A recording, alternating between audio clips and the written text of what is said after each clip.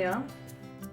One of the issues that many tourists raise is, with modern technology, how will it change the heritage that people have lived with for so many years?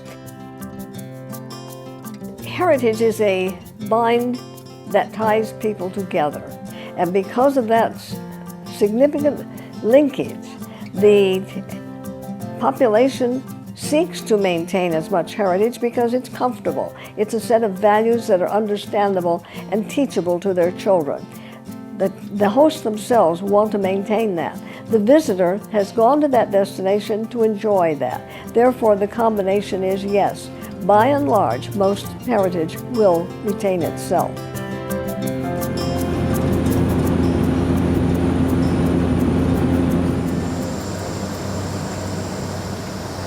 Let's imagine that you're getting ready to make a trip around the world. You've done a certain amount of preliminary reading. You have a sense of the magnitude of what's going to happen. And the days arrive, and as you step off the first flight, you look out on a new scene, different from home. You wonder, well, I wonder who these people are. I know I read about them, but now it's face to face. Let's find a good restaurant and find out. We're looking for the things that tell the tourists about their heritage. Heritage is essentially the body of information that has come down to a generation from the earlier generations. By and large, it tells them about the successes and the failures in their culture in past years. It's a guideline. It's a set of social cues. These are the things that will strike you and that you will want to investigate. And heritage becomes an important aid in sorting out their contemporary problems and also the areas of interest to them in the future. As a traveler, when I go to a new location, I scan the local guidebook and what kinds of museums do they have. There are usually quite a variety of city history museums and national country museums and folk museums and so on. I select the 2 or 3 that are available to me in point of the time that's available. And then my next question is, as I go to each museum, I approach the front desk and say, tell me, what are your special holdings? Every museum has a set of special items that they have collected because they are of importance to them. The minute that you ask that, then they identify, aha, here is a visitor who has perception, and they usually are very happy to then point to the specific things that are of greatest interest to each individual in that particular museum.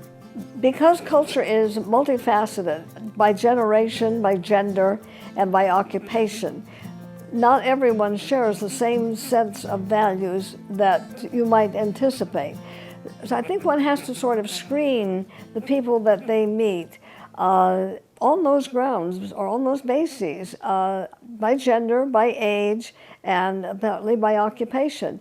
I oftentimes find that the taxi driver is probably the most sophisticated of all. He travels about, he deals with multiple people. He takes individuals from one door to another for specific reasons. He knows his culture far better than most people in the street. It may seem strange, but they're good sources of information. One of the most important things that develop out of tourism, and especially foreign travel, are the people you meet. They are the living images of what you carry home in your memory. I particularly love traveling in the American Southwest. I enjoy the Indian cultures of our Southwest Arizona areas, Canyon de Chelly, Chaco, and Hubble Trading Post, and all of that area. And some of the loveliest memories that I have are aboard a truck driving through Canyon de Chelly with the Navajo, talking about the pictographs on the walls and the people who lived there. He made that alive. He brought it alive, and tour guides can do that. They're sometimes ridiculed, even by professional anthropologists, as being culture brokers. But they're more than culture brokers. They are the living image of the heritage that they represent, and they know it well, and they tell it well. And they leave you with a sense of, I've been there, I've felt that, I know that, and it will always remain with me in just that way. An important question that arises in the mind of many travelers: Will the heritage that we know today survive the technological changes that are going around about us? And I think the answer is clearly yes. Tourism has two different sides to it, that of the host and that of the guest. The host wants to maintain the destination as the pattern of their old lifestyle that was comfortable and successful. It's something they can teach to their children. The tourist is also concerned about what will the new become and be like. And as a consequence, then the old lifestyle becomes the destination of focus. And the tourist is comfortable with that because it's what they've heard about and what they know. The combination of those two, I think, are certain to ensure that under most conditions, former patterns of lifestyle will persist and probably be modified. There are academic terms called reterritorialization and so on to explain this phenomenon, but nevertheless, most cultures will survive. As such, it means then that it will be new and different, but it will appeal to the new generations in the same way. An illustration that I could give is one that pertains to the story of pilgrimage versus tourism. I was told in Luxembourg that 40,000 tourists went to visit Karl Marx's home. I doubted that.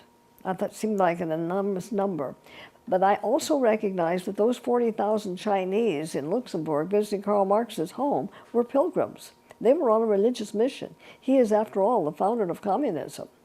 I walked the same long distance in the hot sun to that house as an individual. My mission was different. I was a tourist. I wanted facts, and I was not a pilgrim. So there are different ways of interpreting different kinds of data.